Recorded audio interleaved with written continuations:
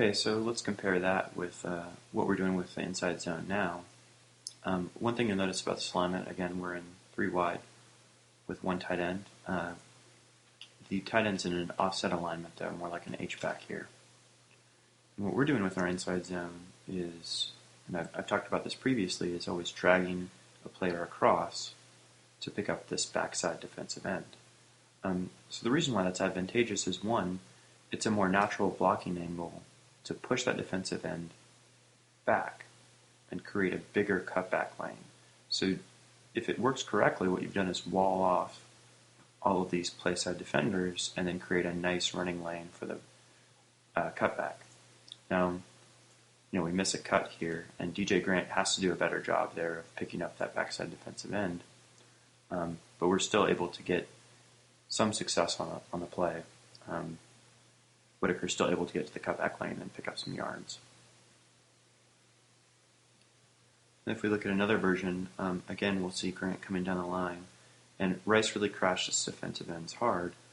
We'll see this kind of became a problem for us. So here again, Grant misses the cut block.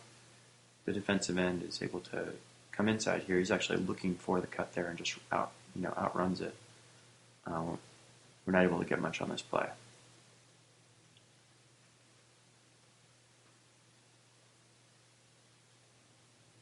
Okay, so what's some things that you can do when that defensive end's crashing hard? Well, one thing is you can change your alignment on the blocker that you want to pick him up. So here we're aligning a fullback instead of having the tight end come across to pick him up. And then you can also constrain it by running something like a jet sweep, where you're introducing some doubt to that defensive end. So you can see here, Berryhill does a good job of pushing that defensive end inside, creating a wall, and that, again, creates the cutback lane for Whitaker.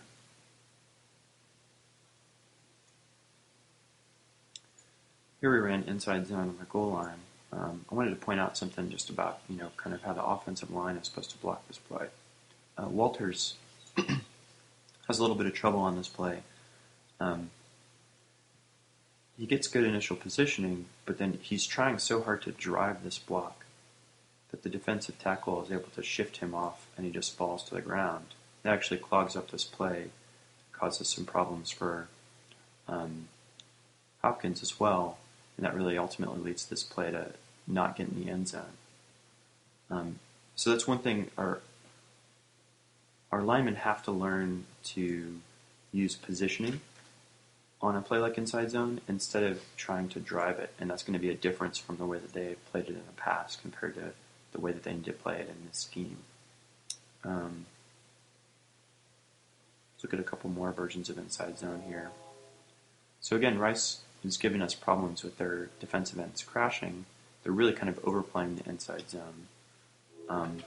But again, we're playing alignment games, and here we kind of run a counter. We get initial action this way, and then our fullback, Berryhill, again, is going to come down the line and pick up this defensive end.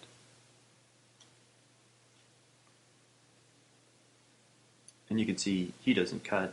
He does a good job of just taking that block on and winning that battle. But this play doesn't succeed, and that's partly from what happened with Trey Allen. If we just back up here a little bit. You'll see that the linebacker was able to sneak inside of Allen back here. So what happened is he's playing this hard and then comes back through the little hole created between Allen and Snow. And that's supposed to never happen on inside zone. Allen's got to do a good job of taking away this area first and then working up to the linebacker. Instead, he's trying to get out here, and he creates a crease that the linebacker is able to exploit and get penetration.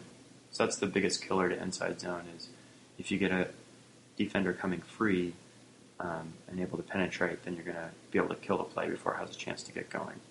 Johnson does a good job of shaking that off and still getting the first down, so you got to give him a lot of credit there. You see Berryhill still headhunting at the end of this play. And you see, this defensive ends and linebackers are giving us trouble by overplaying the inside zone and crashing so hard. Let's just compare kind of what happened with Berryhill on the defensive end and what happened with Cody Johnson in the defensive end. You see he's looking for the cut, and even though he gets the cut, the defensive end still makes the play on Whitaker.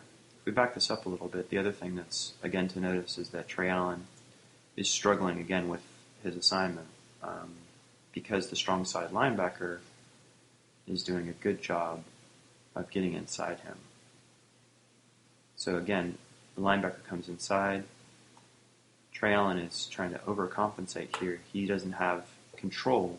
He's trying so hard to get to that block.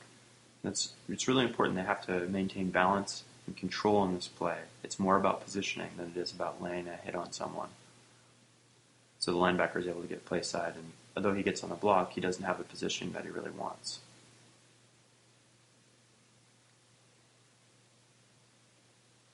So a couple more versions here. What do you do when that defensive end is crashing so hard and you've got a linebacker who's creeping in too, and they're really causing problems for your inside zone?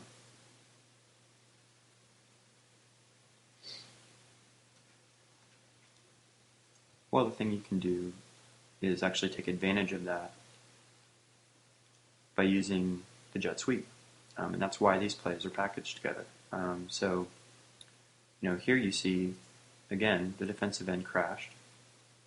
The linebacker is taking a hard inside initial movement.